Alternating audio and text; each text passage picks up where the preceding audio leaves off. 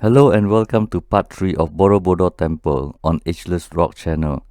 I will continue with a few more lesser known facts and you will know that everything we know is just an educated guess and therefore you get to decide what is the structure all about with as much confidence as mainstream narrative. Borobudur Temple is a testimony of a once great civilization. This civilization was so great that archaeologists say it spread to many parts of Asia. Sanjaya dynasty seemed to appear suddenly as early as 8th century and then followed by Sailendra dynasty, and both mysteriously vanished in 11th century. But somehow Indonesians managed to show Cambodians how to build polygonal megalithic temples. I am also curious why they never check out Australia. Indonesians were only about 500 kilometers from taking over a continent. I think the idea that seafaring Austronesians sailed to Fiji, Hawaii and Easter Island but never knew Australia needs to be re-examined. I mentioned that Borobudur, Pawon and Mendut temples are connected in a ley line, but there is another interesting ley line. According to Freddie Silver, Borobudur Temple connects Ayers Rock in Australia and Kura Tauhiti in New Zealand. Connecting these three sacred sites will require astronomical knowledge that Javanese don't have.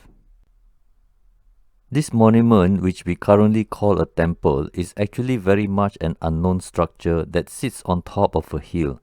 I will not be wrong if I call this Borobudur Buddhist Stone Library or Pyramidal Stupa of Borobudur. When Buddhists see a stupa, they will instinctively know it is for circumambulating. This entire structure has no room. It is not hard to see that this monument is an enormous stupa. It is a stupa with 72 stupas. Circumambulating a stupa gives positive energy. There are many benefits you can find on the internet when you circumambulate. I am particularly interested in the beneficial energy of being happy, be awakened from within and remove negative karma. So this stupa is like a powerhouse for good vibes. From far, this structure stands out easily because it is on high land. With the stupa jutting into the sky, it is no wonder why people say this area is particularly fertile for agriculture. Just like Sahasralinga at Sharmala River in India, locals will tell you vegetation around that area is particularly healthy. The largest stupa at this site in the center is not completely restored because too many parts are missing at the top and we will never know the actual chatra. But if you want to know the actual height, you can calculate it with the sacred knowledge. The ratio of 4:6:9 is one of the components that determines the design. That is why you can find some sources say the height is written as 42 meters tall instead of 35. This ratio of 4:6:9 is also present at Mendut Temple and Pawon Temple. So these three temples in a straight line is another mystery of how ancient Javanese can achieve such precision across 2.9 kilometer distance. Pawon Temple in the middle is 1.75 kilometers from Borobudur Temple and 1.15 kilometers from Mendut Temple. That works out to be 40% distance between Pawon and Mendut Temple and 60% distance between Pawon and Borobudur Temple. So I think I can say Pawon Temple is where it is because it has to be within a ratio. The first circle has 16 stupas, the second circle has 24 stupas, and the third circle has 32 stupas. There are 18 stupas in each quadrant and has 72 stupas in total. Everywhere you read, you will find that there are 504 Buddha statues and 72 stupas written down. But there is actually one mysterious Buddha which is not included in the total.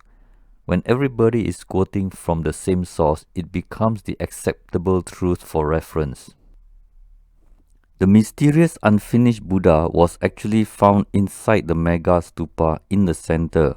This unfinished Buddha was buried or hidden inside the stone stupa.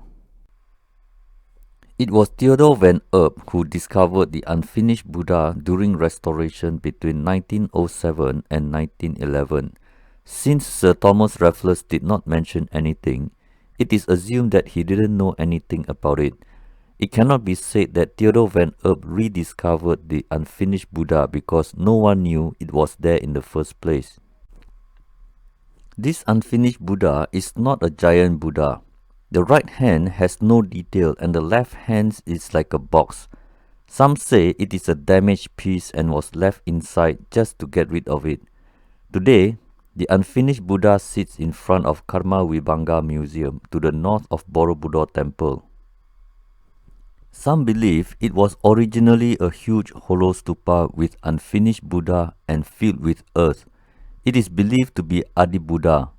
If it was originally there, that means it was meant to be Buddha in its primordial form. Imagine there was nothing but wisdom. In the beginning, there was wisdom, and wisdom is Buddha. Very much like the Bible in the book of John chapter 1 verse 1. That says, "In the beginning there was the Word, and the Word was God." On the same note, you can imagine the similarity of, "In the beginning there was wisdom, and wisdom was Buddha." If you say originally there was no statue, then this is just a gigantic megalithic stupa with a huge stupa on top. If you say originally there was an imperfect statue, then this is a very odd case because the central theme is always an awesome and perfect Buddha. But the fact that we actually don't know if it was originally there is even more puzzling. If I controversially include the humongous stupa with unfinished Buddha as ninth stupa, I still can get controversially the sacred ratio of 4:6:9.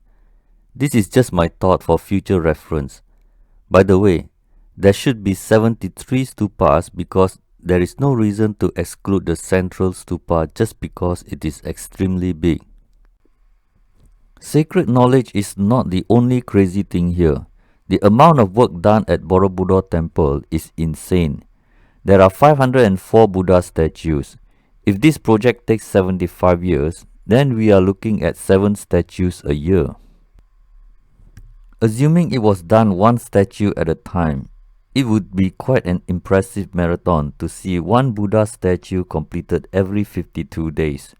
Carving Buddha statue alone is not only a career but also a career for father and son. There are 2,672 relief panels around the entire temple. This structure is basically a stone library with Buddhist teachings written on the wall. At the rate of approximately 36 reliefs a year, ancient Javanese successfully carved 2,672 reliefs without any error and looks like there isn't any rejected pieces. This is not just an engineering marvel, but also a miracle where every hit on the underside is a perfect hit. One relief every 10 days for 75 years is not an easy task for any project. All you can assume to justify this is that they once had a large population in this area, but even that is something not proven. So, at the end of the day, we actually don't know much about Borobudur temple, which to me is still a monument with unknown purpose. This is not my opinion. It is mainstream written in fine print of a footnote on the last page. Well, that's all for now, and I will see you in part 4 focusing on the spiritual side of this monument, and have a wonderful day. This is Bernie Ong signing out. Sekian, terima kasih.